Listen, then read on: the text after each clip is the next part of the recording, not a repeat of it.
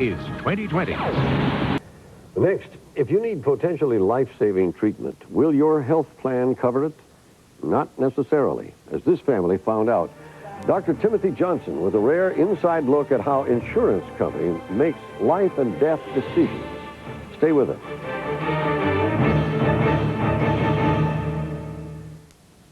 Now a case that made big headlines, not just because of the extraordinary decision reached by the jury, but because it gave us a rare window into the workings of the insurance industry. Imagine being told your health plan won't cover the only treatment that might extend your life. Well, that would be hard enough. But what if the insurers refused to pay so they could line their own pockets? That is the allegation made by the family you're about to meet. As Dr. Timothy Johnson reports, their story may save lives, though they lost the one they cherished most. In June of 1991, Nalene Fox began a journey that finally ended here just a year ago. It was a journey not only marked by terrible tragedy, but one that raises questions for all Americans about how insurance companies make life and death decisions.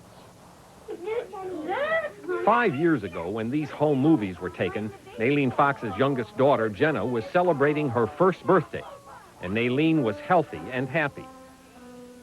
By Christmas, 2 years later, Nalene was living with breast cancer. Her life with her husband, Jim, and her 3 daughters had been completely disrupted. She had had both breasts removed, and she was receiving chemotherapy. But her brother, Mark Hiepler, says the chemotherapy did not work. They did a bone marrow biopsy and found out that the standard chemotherapy had been ineffective and that the disease was now in her bone marrow. By this time, Mark was heavily involved with Nalene's medical care. That was not surprising, since Mark and Nalene had been close since they were children, even though she was 9 years older. When he graduated from law school in 1988, she was there taking the pictures. Mark! Mark! She helped me through law school. I stayed with her. She gave me the bar exam results, had a party for me, baked a cake. So we'd always been very close, long before cancer. Nalene's oncologist was Dr. Elber Camacho, a cancer specialist who was part of the referral system of the Fox's insurance company. When the cancer spread to Nalene's bone marrow, Dr. Camacho told the Foxes there was another option if she qualified. It would make sense to then try a bone marrow procedure, bone marrow transplant procedure, to try to see if we could prolong her life that way. The procedure Dr. Camacho was suggesting, bone marrow transplant, is controversial. Insurance companies often refuse to pay for these expensive procedures for breast cancer patients on the grounds they are not yet proven. However, many experts say they are already proven to be the best treatment for many advanced cases. But the issue in Nalene's case was not just the medical debate. In her case, the bigger question became whether her insurance company treated her fairly or simply tried to increase their profits by denying her insurance coverage. One, now skip a line. Jim Fox, Nalene's husband, got his family's medical insurance through the school system where he taught. Their insurance company was HealthNet, the second largest HMO in California. In April of 1992, Nalene Fox was referred here to the Norris Cancer Center at USC. After extensive testing, the doctors decided she would be a good candidate for a transplant. The Foxes thought HealthNet would pay for it, but they were wrong.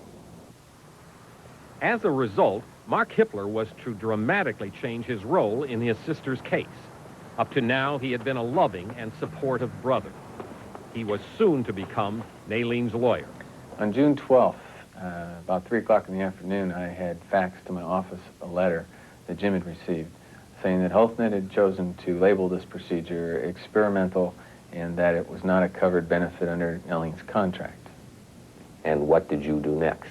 I said, well, I think we just write a letter and I'll explain that it's a covered benefit. Here's what your contract says. This is the one you marketed to her when she was well. Please perform now that she's ill. 1 week later, Mark filed a lawsuit against HealthNet, accusing them of bad faith, including deceptive practices, coercion of Dr. Camacho, and a financial conflict of interest. The target of the conflict of interest charge was Dr. Clifford Osorio, the medical director of HealthNet, who rejected Nalene. Dr. Osorio is responsible for decisions on transplants at HealthNet. The company refused repeated requests for an interview, although they did provide written statements and these pictures of Dr. Osorio. At the time of the rejection letter, Dr. Camacho says Dr. Osorio called him about Naileen's case. Following the call from Dr. Osorio, Dr. Camacho met with the Foxes. They were stunned to discover that Dr. Camacho no longer seemed to support the transplant. I felt that he had changed his mind because he made the statement to us when I asked him, well, what should we do at this point? He said, you ought to take the few months you have remaining and spend that together. This apparent change was especially surprising to the Foxes, since Dr. Camacho had just written 2 strong letters supporting a transplant. Now, I have to say, as a physician reading that, it sounds more than just a request for insurance support. It sounds like support for the procedure. Correct. And again, I have been hammered with this letter, and it has to be viewed why I did the letter. I am writing a letter in support of the patient to the insurance, hoping that the insurance would pay for the procedure. At the trial, HealthNet and Dr. Camacho denied that Dr. Osorio pressured him to change his position. But Jim Fox and the family strongly disagrees. I think he'd been influenced. By the conversation with Dr. Osorio. Yes. Given the situation with HealthNet, friends of Naileen Fox organized a fundraising drive. They raised over $200,000, enough money to pay for the transplant. It's hard to say you look forward to a procedure like this, and yet I know that this is where my hope is. And that Naileen finally had the transplant in August. Unfortunately, in March, it was learned that Naileen's cancer had spread to her liver, and she quickly went downhill. And ultimately, she passed away on what date? It was April 22nd, 2 days before I was deposing the man that denied her the treatment. And my secretary called and interrupted the deposition, and she said that Naileen had collapsed. And so I got into a car from L.A. and immediately went out there. And 2 days later, on April 22nd, she actually died. Were you with her at the time of her death? Yeah, I was holding her hand. I come to you not as an attorney, but first and foremost... His sister's death only heightened Mark Hiepler's determination to continue the lawsuit against HealthNet. By the time her case actually came to trial here in the Riverside County Courthouse last November, 7 months after Naileen's death, Mark Hiepler had made some critical discoveries that he presented to the jury. Exhibit A, the bonus plans at HealthNet. HealthNet has annual revenues of well over $1 billion a year, and it is very much a for-profit company. Executives can make a bonus if the company makes more money, and one of the ways the company can make more money is to deny costly care. In preparation for the trial, Mark Hiepler uncovered 2 bonus plans. One was right in Dr. Osorio's contract. His employment contract has a bonus based on how well the company does. Now, that alone, I believe, puts Dr. Osorio in a conflict of interest because to the degree that he can deny treatments, there's an incentive for him personally in his contract. HealthNet claims the second bonus plan was never implemented, but Mark Hiepler says the executive who hired Dr. Osorio indicated otherwise in his deposition. He said, yeah, there's another bonus because in 1990 we became a for-profit company. And I said, does that bonus allow Dr. Osorio to personally benefit from denials of bone marrow transplants? And I went specifically for breast cancer patients. He said, yes, it does. However, knowing Dr. Osorio and his long-term view, he would never allow that to affect his decision. Exhibit B, arbitrary decision-making. A critical witness in the trial was Janet Bosworth, seen in these home movies with her son and husband. She also had breast cancer, and she was also insured by HealthNet. And she walked up there nearly 2 years after her bone marrow transplant and most convincingly said that I was paid for by HealthNet. Mrs. Bosworth was a particularly compelling witness, since she had actually worked for HealthNet as a top salesperson. Her husband, Stephen, says HealthNet tried to keep his wife from getting a transplant by trying to convince the doctor at a referral center not to even tell them about the procedure. And he says that delayed needed treatment. Finally, Bosworth threatened to sue, and he is convinced to this day that it was that threat that made HealthNet pay.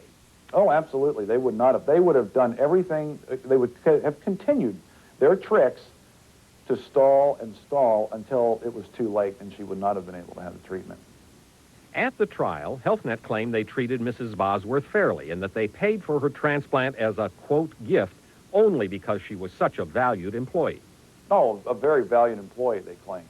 This was no gift because she was a valued employee. Exhibit C, inadequate research. Often, before making a decision, an insurance company will talk to the doctor recommending a transplant. But other than Dr. Camacho, who did Dr. Osorio consult in making his decision to say no? He admitted at the trial that he never even spoke to Dr. Aziz Khan, the cancer specialist at Norris Cancer Center, who had concluded that Aileen Fox was a candidate for the procedure. I do not get a call from any of the insurance people. We do get... They never call you? They never called us. Not then or ever? Not then or ever. HealthNet claimed that Dr. Osorio did speak to this man, Dr. William Peters of Duke University, one of the world's leading authorities on bone marrow transplants. They claim Dr. Peters said Aileen would not be a good candidate for a bone marrow transplant. But Dr. Peters told 2020 a different story. I don't recall any conversation with Dr. Osorio, and I don't think that's not the way we do business to make recommendations about what the appropriate treatment for a patient is without a full evaluation of the patient. Mark Hiepler's arguments, the inadequate research, the bonus plan, arbitrary decisions, the contract, all helped convince the jury. In fact, they were so convinced that according to jury foreman Bob Bowen, when they finally began their deliberations after 3 weeks of testimony, the jurors were shouting out their feelings. Do they think we're dummies? Do they think we really believe them? Do they believe what Osorio was saying? Don't they think that we're aware that possibly they were saving money by denying the treatment, and therefore there would be more money for bonuses? On December 23rd, the jury gave Mark Hiepler and the Fox family a tremendous victory. They voted against HealthNet on 9 counts, including breach of contract for refusing to pay for the transplant, intentionally inflicting emotional distress on Jim Fox, and oppression, malice, and fraud in how they treated the Foxes. But the jury still had to finally decide on the total amount of damages. On December 28th, after only an hour and a half of deliberation, the jury here at the Riverside County Courthouse announced its punitive damages verdict. Attorney Mark Hiepler had urged the jury to send a message to the insurance industry, and the jury sent an $89 million message that was heard by insurance executives all over the country. Aileen's death won't be in vain because her story, her message is getting out to people, and we've exposed the conflicts of interest in managed care. We've exposed some of the hidden secrets about bonuses, about incentives, about how there's a conflict of interest between the guy that's supposed to be looking after your best interests and the money he's going to make. I have the honor and the privilege of working with people like Aileen. And for Mark, this crusade is far from over. Then after the verdict, I think one of the articles said that, they asked, what kind of champagne did you have, and where did you go to party? And after the first verdict, and I said, in all honesty, I hadn't seen the placard on her grave, so I went out there and felt kind of like we'd at least completed the first part of the mission on her behalf. That could be tragic. But, Tim, in view of the fact that we can't automatically afford to extend every new technology to everybody, don't we have to make some kind of hard decisions at times in these cases? Absolutely, but we need scientific data to help us make those hard decisions about what really works, what doesn't, and we're collecting that data now in terms of bone marrow transplants for breast cancer cases. We didn't focus on that medical controversy. We focused on the process by which insurance companies make the decision, and this case raises some very real questions about how an insurance company might act with financial conflict of interest, without good research, arbitrary flipping the coin kind of decisions. Americans know we have to make decisions, but I think they want them made in open, honest, consistent fashion without financial incentives. And in this case, there was a new development just last week. Yes, HealthNet had, of course, appealed the jury verdict, but last week the parties agreed to settle out of court. They are working out the details of those settlement now, and they will be confidential. Yeah. You hate to see this kind of problem rooted in human misery. Oh, That's yes. really Makes it much more complicated. Thank you, Tim.